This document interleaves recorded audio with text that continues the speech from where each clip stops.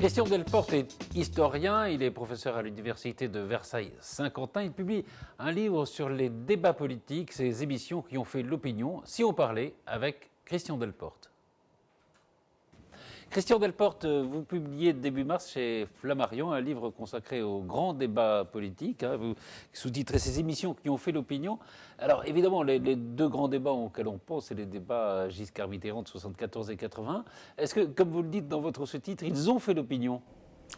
En tout cas, ils ont mobilisé à chaque fois un nombre de téléspectateurs considérable. Alors c'est vrai pour tous les grands débats de l'entre-deux tours, mais c'est vrai également pour ces face-à-face qui sont un mode d'émission typiquement français et qui donnent du spectacle. Et je crois que si l'opinion se mobilise autour de ces face-à-face, c'est d'abord pour soutenir d'une certaine manière leur champion.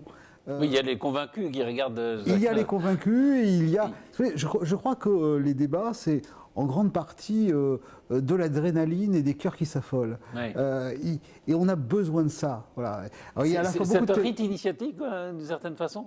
Ah, d'une certaine façon, oui. Et d'ailleurs, vous savez que les débats de l'entre-deux tours, maintenant, sont réglés de manière extrêmement précise depuis 1981. Le camp Mitterrand avait imposé à Giscard d'Estaing 21 conditions pour... Terrible, oui, tout à fait terrible. En réalité, Mitterrand ne voulait pas du débat, c'est ça? Mitterrand était... Il n'avait aucun intérêt au débat. D'abord, Mitterrand était plutôt favori dans les sondages, oui. Donc quand on fait un face-à-face, on a plus à perdre qu'à gagner. Et puis d'autre part, Mitterrand n'aimait pas la télévision, alors que Giscard adorait la télévision. Il était extrêmement télégénique, et il se disait... Et puis il y avait... le souvenir de 74. Et il y avait surtout le souvenir de 74. Mitterrand a intériorisé qu'il avait perdu le débat. Ouais. Or, quand on regarde objectivement les enquêtes d'opinion avant le débat, après le débat et le résultat, ça ne bouge pas. Ça bouge pas tellement. Ça ne bouge pas. Alors, vous dites, c'est une habitude française ces débats, alors qu'on a toujours l'impression que ça nous vient des États-Unis. Alors, c'est vrai que le premier débat présidentiel a eu lieu en 1960 aux États-Unis. Il y en a même eu 4 entre Kennedy et Nixon. Bon. Mais en fait, en France, on n'a pas inventé le côte à côte comme ça existe aux États-Unis, puisque les candidats ne s'adressent pas directement à la parole, mais sont obligés de passer par le journaliste, alors qu'en France, on a inventé, plus que le tête-à-tête, le face-à-face, où les hommes s'étripent en direct, s'interpellent, se lancent des invectives, et ça apparaît d'abord à la radio, puisque les premiers grands débats ont lieu notamment à Europe numéro 1, puisque ça s'appelait comme ça, puis RTL, on est en 62. En 65 également, il y a, à l'occasion de l'élection présidentielle, des face-à-face, et ça arrive à la télévision à partir de 1966. Et puis il y a, après, ces grandes émissions, Armes égales, et les autres, les trois vérités notamment, qui débouchent finalement, qui donnent le modèle au débat de 1974, et qui va créer quelque chose d'assez extraordinaire. C'est qu'on considère aujourd'hui finalement que ce débat de l'entre-deux tours fait partie du rituel républicain. Oui, en 2002, quand il n'y en a pas, quand Chirac refuse de débattre avec Le Pen, on est un peu perdu, enfin on est un peu on est privé de quelque chose. Hein. Absolument, et on est très content de retrouver ce grand moment d'émotion en 2007. Absolument. Alors, revenons un peu en arrière. Vous dites, voilà, ça a commencé à la radio. C'est vrai qu'au fond, il y a une mainmise quand même très forte du pouvoir sur la radio et la télévision sous De Gaulle. Ça se libéralise un peu avec Pompidou. C'est un peu à ce moment-là que ça commence à apparaître de la radio à la télévision. Jusqu'en 65, les choses sont... Entre 58 et 65, les choses sont claires. L'opposition n'a pas droit à la parole à la télévision. Oui, c'est ça. Voilà. C'est pour ça que la campagne de 65, c'est une sorte d'ouverture. Absolument, puisque pour la première fois, on voit des nouveaux visages. Chaque candidat a 2 heures pour s'exprimer en 2 semaines. Et on se dit, mais il y a des gens qui parlent aussi bien que le général de Gaulle. Bon, à partir de là, les choses ne peuvent plus être comme avant.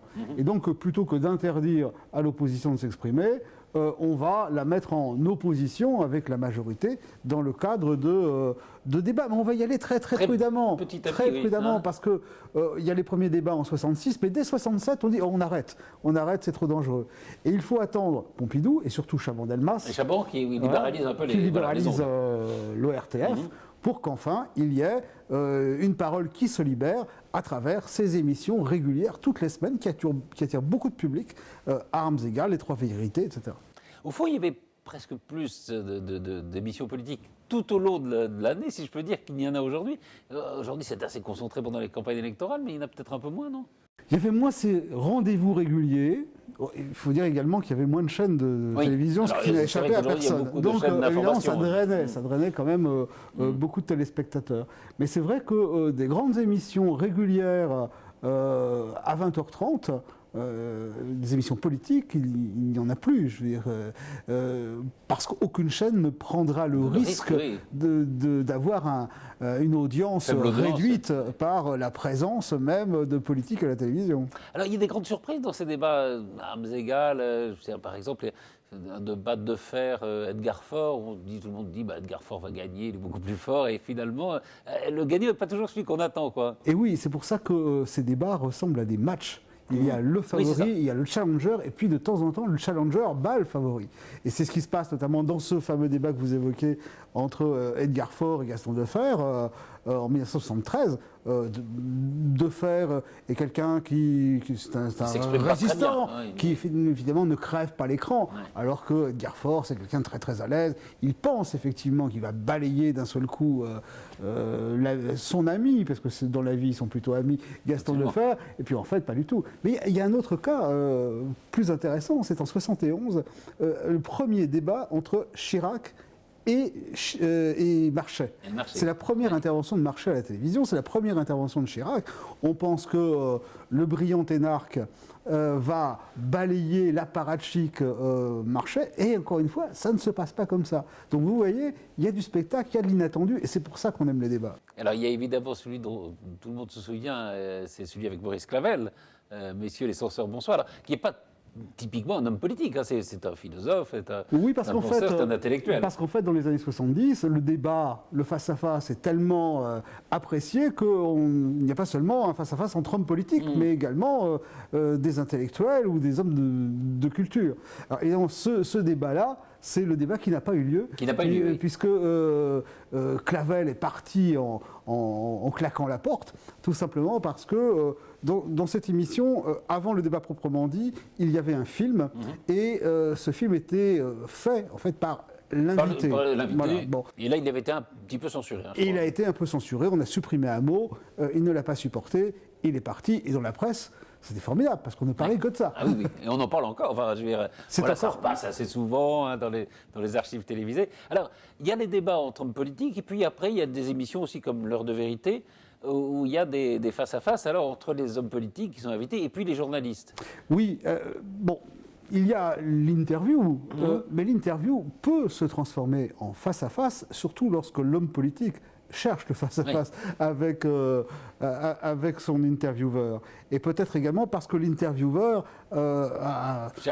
cherche aussi, en tout cas considère que l'homme politique n'est pas légitime. J'évoque là, et c'est dans le livre, notamment 1984 et 1985, qui sont les deux premières interventions de Jean-Marie Le Pen à L'Heure de Vérité. Et il y a cette confrontation avec Jean-Louis Servan-Schreiber en 84, avec François-Olivier Gisbert en 85, qui veulent absolument prouver que, d'une part, qu'il n'y a pas de connivence avec... Voilà, qu'il n'y a pas de connivence, que Le Pen est raciste, que Le Pen est antisémite, évidemment. Ça n'est plus une interview, c'est un véritable face-à-face. Et de même, il peut y avoir, j'ai retenu également dans ce livre, le dialogue avec, entre le président de la République et un panel de Français. Oui. Et on a l'impression que c'est très nouveau. Pas du tout, pas du tout. Giscard d'Estaing le faisait déjà en 1977. Et notamment, on retrouvera dans le livre cette confrontation entre Giscard et 25 lycéens du lycée Saint-Exupéry de Lyon. Et on s'aperçoit que, tout de même, ces jeunes-là n'avaient pas froid aux yeux, et ils avaient beau parler avec le président de la République, ils avaient quelque chose à dire. Et ils l'ont dit, et à tel point d'ailleurs que Giscard n'a jamais plus fait d'émission de ce type. Oui. Est-ce que justement dans on a pensé à des nouvelles formes, mais vous avez raison de le dire, qu'elles avaient déjà existé, des missions où les gens les hommes politiques sont face directement aux Français. Il n'y a pas un peu aussi une part de déconsidération du journalisme? Oui, peut-être. Peut-être. Alors, les journalistes dans le face-à-face... C'est l'idée qui ne pose pas les questions que se pose tout le monde, en gros, c'est ça. Voilà, bon, alors, le journaliste préfère la véritable interview, Oui. l'interview en face-à-face avec l'homme politique. Mais quel rôle joue-t-il dans un face-à-face? Il compte les points, Oui. il est le chronomètre, Oui, c'est ça, il est le lanceur de thème. En France, pas aux États-Unis. Aux États-Unis, justement, c'est le journaliste qui nourrit le débat. Mais en France, ce que l'on attend, c'est un dialogue musclé, si possible, entre les deux protagonistes. Bon, voilà. Donc ça n'est pas une forme valorisante pour les journalistes. Et d'ailleurs, il faut bien dire que à partir de la fin des années 70 et les années 80, le face-à-face proprement dit a plutôt tendance à reculer. Il y en a de temps en temps. Il y a ce fameux face-à-face entre Fabius et Chirac en 85. Il y a les face-à-face, absolument, les face-à-face entre Bernard Tapie et Jean-Marie Le Pen, etc., etc. Et alors, ce que je trouve assez amusant, c'est que aujourd'hui, après que ce type d'émission, d'affrontement se soit un peu effacé, il revient. Il revient dans Des paroles et des actes, notamment à France 2, et on se dit, ah voilà, peut-être que c'est ça qui peut être utile pour relancer l'intérêt du téléspectateur, tout simplement parce qu'il y a de l'émotion, il y a de la tension. Et on a envie de participer à l'émission de cette manière. C'est peut-être aussi qu'à un moment, la communication a tout surpassé. Et donc les hommes politiques n'avaient pas tellement intérêt à se confronter les uns les autres. Ils n'avaient pas intérêt à se confronter. Ils n'avaient pas non plus intérêt aux interviews longues. Oui. On s'aperçoit que les hommes politiques, au fur et à mesure du temps, viennent sur les plateaux de télévision, les plateaux du 20h, parce qu'ils prennent un risque moindre que face à des journalistes politiques, et préfèrent les formats courts aux formats longs. Genre, le bon format aujourd'hui pour un homme politique, c'est 7-8 minutes, pas plus. Merci infiniment, Christian Delporte. Je renvoie à votre livre, donc Les grands débats politiques, ces émissions qui ont fait l'opinion, c'est chez Flammarion. Merci beaucoup. Merci à vous.